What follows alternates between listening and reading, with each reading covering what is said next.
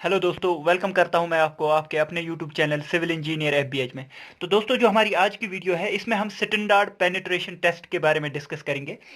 तो standard penetration test जो होता है इसमें हम एसपीटी नंबर डिटरमाइन करते हैं, और एसपीटी नंबर डिटरमाइन करने के बाद हमारे पास कुछ साइंटिस्ट ने इक्वेशन दी है जिसकी वजह से जो है हम बियरिंग कैपेसिटी फाइंड आउट कर सकते हैं एक सॉइल के लिए। तो यहाँ पर आपको देखना है कि स्टैंडर्ड पेनिट्रेशन टेस्ट से हम क्या क्या डिटरमाइन कर सकते हैं। Relative density of sand determine कर सकते हैं, angle of internal friction phi जो होता है हमारे पास वो हम डिटरमाइन कर सकते हैं, unconfined compressive strength of clays, ultimate bearing capacity under shear criteria, allowable bearing pressure, settlement criteria and load carrying capacity of the pile भी हम डिनोट कर सकते हैं, डिटरमाइन कर सकते हैं इस टेस्ट की वजह से। तो हमारे पास जो स्टैंडर्ड पेनिट्रेशन टेस्ट है सीधा ऑब्जेक्टिव में पूछा जाता है किसके लिए सबसे ज्यादा सूटेबल है।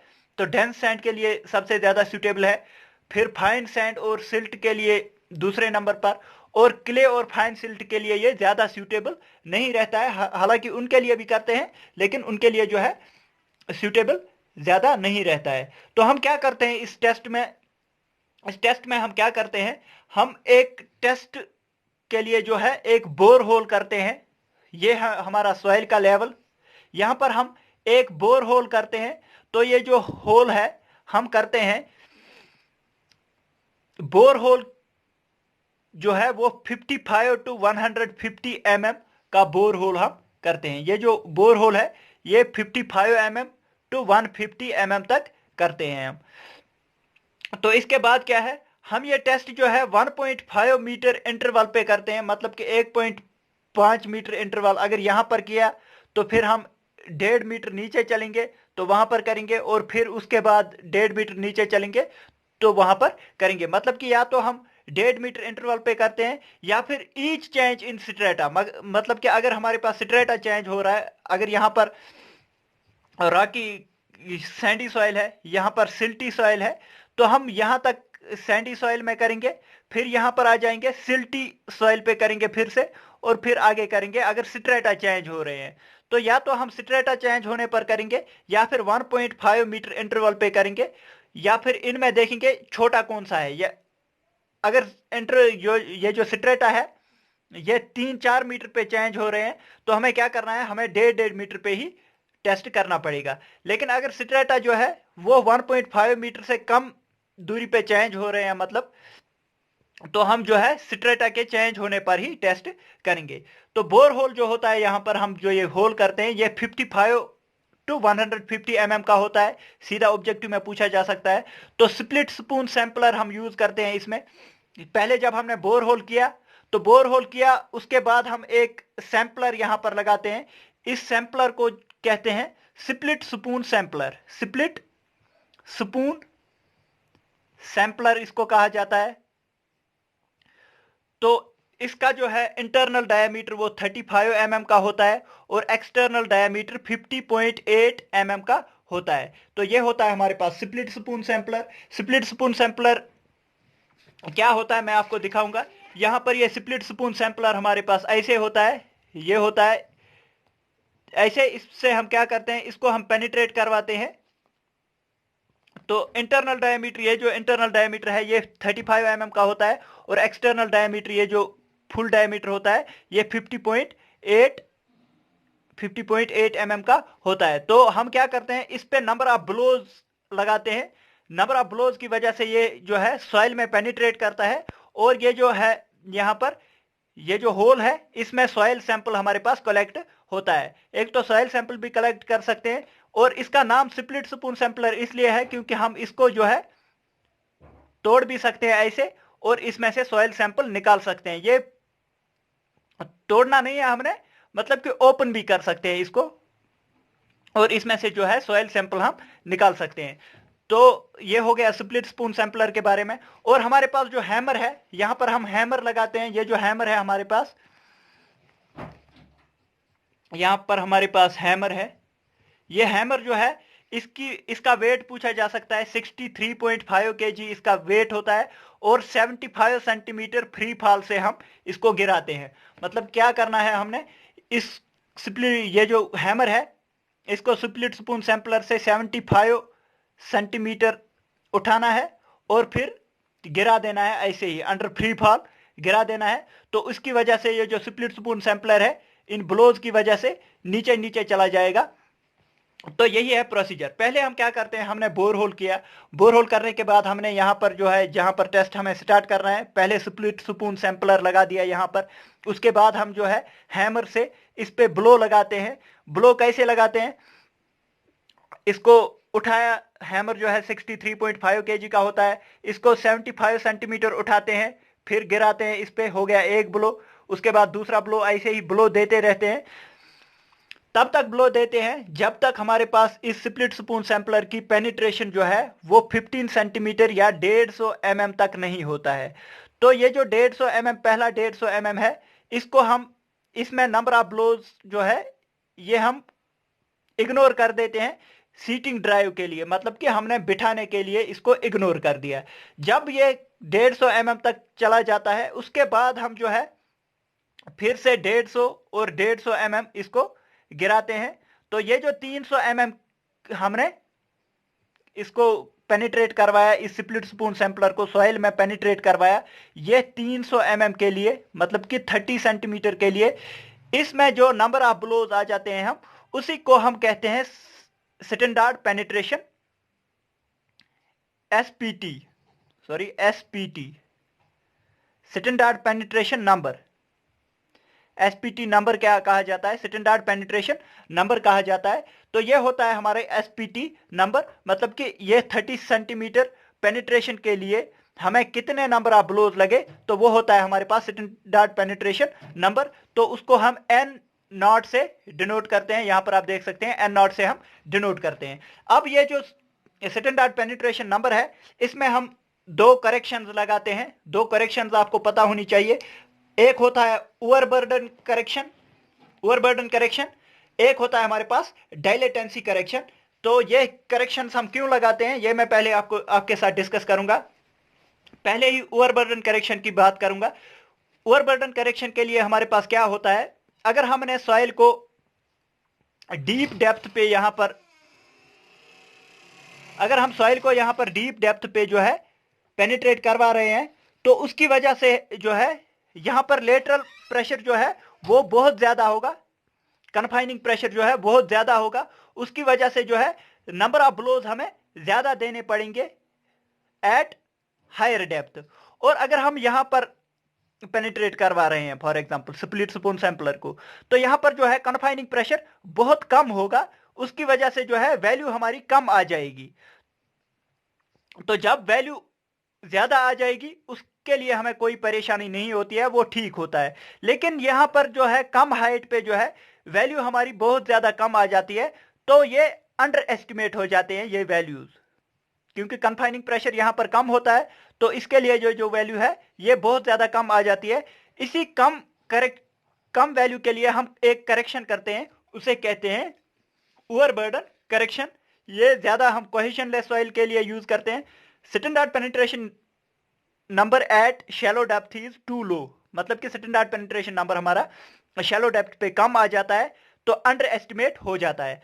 Standard penetration at greater depth is too high over estimated, मतलब कि ये ग्रेटर डेप्थ पे ज्यादा होता है, ओवर एस्टिमेट हो जाता है।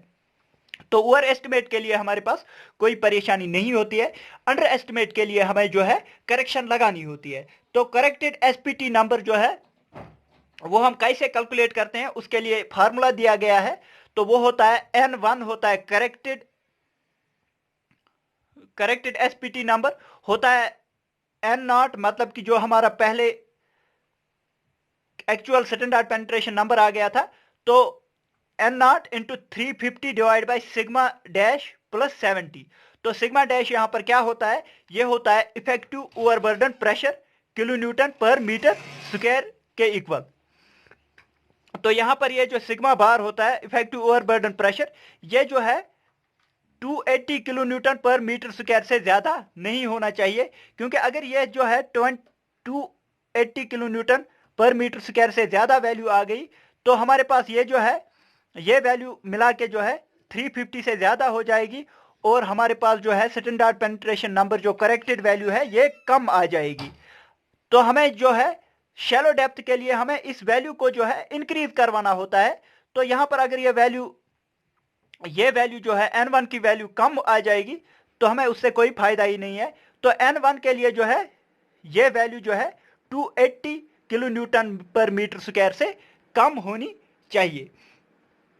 इफ सिग्मा डैश मतलब कि effective overburden pressure is greater than 280 then correction is not required, मतलब कि अगर 280 से ज्यादा है तो यह करेक्शन हमें करनी ही नहीं होती है। आई होप आपको ये ओवरबर्डन करेक्शन जो है ये समझ में आ गया होगा। इसके बाद आ जाता है हमारे पास डाइलेटेंसी करेक्शन। तो डाइलेटेंसी करेक्शन और वाटर टेबल करेक्शन क्या होता है? In case of fine sand and silt below water table apparent high values में be noted for N not. जो हमारे पास अगर हमारे पास एक सिल्टी सॉइल है, सिल्टी या सैंडी सॉइल है, सिल्टी सॉइल है या फिर क्लेई सॉइल है, तो उसके लिए हमारे पास क्या होता है, अगर वाटर टेबल यहां है और हम स्टैंडर्ड पेनिट्रेशन टेस्ट यहां पर कर रहे हैं, एसपीटी यहां पर कर रहे हैं और हमारे पास वाटर टेबल इसके ऊपर है, तो आपको पता है वाटर टेबल अगर हाई है तो उसकी वजह से पोर वाटर प्रेशर डेवलप होता है, पोर वाटर प्रेशर डेवलप होता है। तो उसके केस में जो हमारे पास क्या है, अगर हम ऊपर से ब्लो दे रहे हैं तो ये पोर वाटर प्रेशर जो है आपको पता है ये ऊपर की तरफ लगता है, तो हमें जो है ब्लो ज्यादा देने पड़ेंगे, तो हमें जो है ब्लोज ज्यादा देने पड़ेंगे पेनिट्रेशन करवाने के लिए। तो वाटर टेबल की वजह से जो है हमारी वैल्यू जो है इंक्रीज हो जाती है। अब हमें क्या करना है, हमें इस वैल्यू को जो एन नॉट की वैल्यू ज्यादा आ गई due to pore water pressure, हमें इसको डिक्रीज करवाना होता है। तो उसके लिए जो है डाइलेटेंसी करेक्शन हम करते हैं। तो डाइलेटेंसी करेक्शन या वाटर टेबल करेक्शन जो है उसका फार्मूला होता है N2 is equal to 15 plus 1/2 of N1 minus 15। तो N1 क्या होता है, N1 होता है यहां पर जो ओवरबर्डन करेक्शन करने के बाद हमारे पास N1 की वैल्यू आ जाती है। तो इसीलिए आपको याद रखना है पहले हमें जरूरी ओवरबर्डन करेक्शन करना होता है, उसके बाद डाइलेटेंसी करेक्शन करना होता है। यह भी आपको ऑब्जेक्टिव के फॉर्म में पूछा जा सकता है। तो यहां पर होता है N2 मतलब डाइलेटेंसी करने के बाद जो हमारे पास करेक्टेड वैल्यू आ जाएगी वो आ जाएगी 15 प्लस 1/2 ऑफ N1 माइनस 15। तो N1 की वैल्यू जो है ग्रेटर देन 15 होनी चाहिए।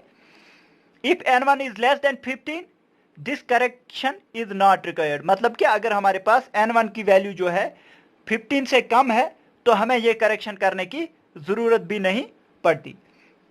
नेक्स्ट आ जाते हैं, जब हमने ये करेक्टेड वैल्यूज ले ली तो हम क्या करते हैं, we have to find the average value if the test is conducted at different levels. अगर हमने टेस्ट डिफरेंट लेवल्स पे किया, 2-3 लेवल्स पे हमने टेस्ट किया, तो हमें जो है एवरेज ऑफ द वैल्यूज लेनी पड़ती है। मतलब फॉर एग्जांपल अगर हमने 4 जगहों पर जो टेस्ट किया है तो हमें एवरेज वैल्यू जो आ जाएगी वो 4 की average Na plus N B plus N C plus N D divide by 4। ये जो वैल्यूज है Na, NB, NC, ND ये जो है करेक्टेड वैल्यूज, मतलब करेक्शन लगाने के बाद की वैल्यूज होनी चाहिए। तो यहाँ पर कुछ वैल्यूज आपको याद रखनी है। अगर हमारे पास स्टैंडर्ड पेनिट्रेशन वैल्यू जो है 4 तक होती है तो उसे हम लूज सॉइल कहते हैं। 4 से 10 के बीच में होगी तो लूज, 10 से 20 के बीच में तो मॉडरेटली डेंस, 30 से 50 के बीच में तो डेंस, और हमारे पास अगर 50 से ज़्यादा स्टैंडर्ड पेनिट्रेशन वैल्यू है तो उसके लिए जो है वेरी डेंस सॉइल हम कह सकते हैं। तो यहाँ पर आपने देखा कि हमारे पास करेक्टेड एसपीटी वैल्यूज आ गई, तो उसकी वजह से हम bearing capacity of the soil कैसे डिटरमाइन कर सकते हैं। तो यहाँ पर कुछ मेथड्स हैं। पहला ये है IS code method. IS code method जो है इसने एक रिलेशन दी है नेट से बियरिंग कैपेसिटी फाइंड आउट करने के लिए on the basis of standard penetration value. तो हमारे पास फार्मूला है 1.38 n minus 3 s into B plus 0.3 by 2b rest power 2 CW kilo newton per metre square. तो यहाँ पर जो है 1.38 आपको पता ही है ये कांस्टेंट है। n की वैल्यू जो है n होता है स्टैंडर्ड पेनिट्रेशन नंबर मतलब करेक्टेड वैल्यू, s होता है एलोवेबल सेटलमेंट आपके पास दिया होगा। बी होता है विड्थ ऑफ फाउंडेशन, यहां पर भी बी विड्थ ऑफ फाउंडेशन, और CW होता है वाटर टेबल करेक्शन की वैल्यू आपको पता ही है 0.5 1 प्लस DW बाई बी हो गया विड्थ ऑफ फाउंडेशन, डी हो गया depth of water table below the foundation. तो यहां से आपको जो है CW की वैल्यू आ सकती है। तो सीधा हमें इस फार्मूले पे यूज करना है, तो हमारे पास जो है वैल्यू निकल के आ जाती है। और हमारे पास राफ्ट फाउंडेशन के लिए एक और फार्मूला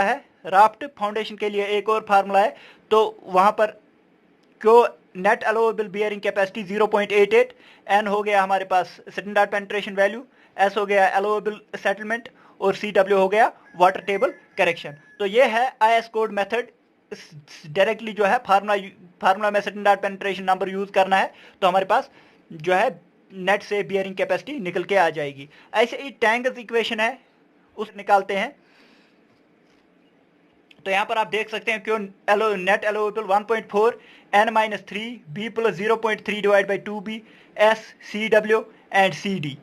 तो ये फार्मूला है दूसरा जो टैंगस इक्वेशन है। नेक्स्ट आ जाते हैं हमारे पास पैक हैंसन इक्वेशन, जो है क्यों नेट अलोवेबल इक्वल होता है 0.41 n s cu।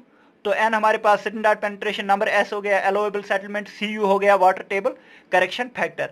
तो यहां पर ये जो इक्वेशंस है, इन इक्वेशंस के बेसिस पे हम जो है निकाल सकते हैं ये जो है net allowable bearing capacity of the soil based on standard penetration number. तो दोस्तों आई होप कि आपको वीडियो पसंद आई होगी। वीडियो को लाइक कीजिए, शेयर कीजिए अपने दोस्तों के साथ, और सब्सक्राइब कीजिए हमारे चैनल सिविल इंजीनियर FBH को। थैंक यू दोस्तों, thank you for watching the video.